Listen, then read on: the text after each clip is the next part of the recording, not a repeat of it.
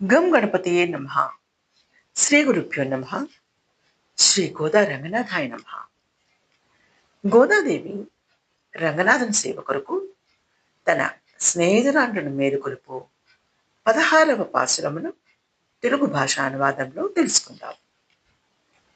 ముందు ఉన్న 10 పాసురములలో గోదాదేవి గోపికలను లేపుచున్నదని పాసుర గీతములను పాడి ఉన్నాము. ఈ 16వ పాసురంలో నందగోపుకుని గృహం యొక్క కాపలాదారుని కోవెల తలుపులు తెరువుము అని గోదాదేవి తెలియచేయుచున్నది. పోతను గారు రచించిన శ్రీమద్ భాగవతంలో దశమ స్కందంలో గోదాదేవి భావాలనే గోపికల ద్వారా పోతన గారు నల్లనయ్యను వెతికినారు. ఆ పద్యం ఇదిగో. అంకిలి చెప్పలేదు చతురంగ బలంబులతోడ నెల్లి యో పంకజనాభ నీవు శిశుపాల జరాసుతలం జయించి నా వంకకు వచ్చి రాక్షస వివాహమునన్ భవదీయ సౌర్యమేయుంకువ చేసి కృష్ణ పురుషోత్తమా చేకొను పొమ్ము వచ్చదన్.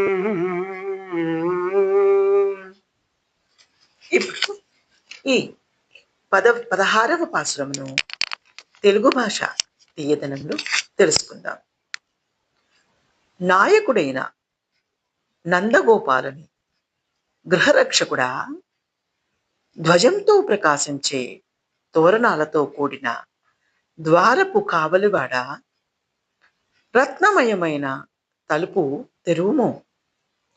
కపటం తెలియని గొల్లపడుచులకు ఆశ్చర్యగుణ చేష్టితుడగు నీలమణి ఛాయ గలవాడు, కళ్యాణగుణుడు, మాణిక్యవర్ణుడు అయిన శ్రీకృష్ణుడు వాద్య విశేషమును నిన్ననే ఇచ్చినట్లు వాగ్దానం చేశాడు.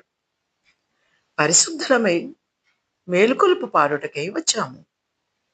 నీవు మనస్సులో ఏమి తలచినను ముందు ముందు నోటితో ఆటంకపరచకు. స్వామి, నీవే పొందిక గల ఆ స్థిర కవాటమును తెరువు. అరై పరై అనగా కేవలం భజన చేసే చెక్క అని కాదు, ఇహపర సుఖాలు ఇవ్వమని అర్థం. విష్ణు చిత్తు తనూజాయే గోదాయే నమః.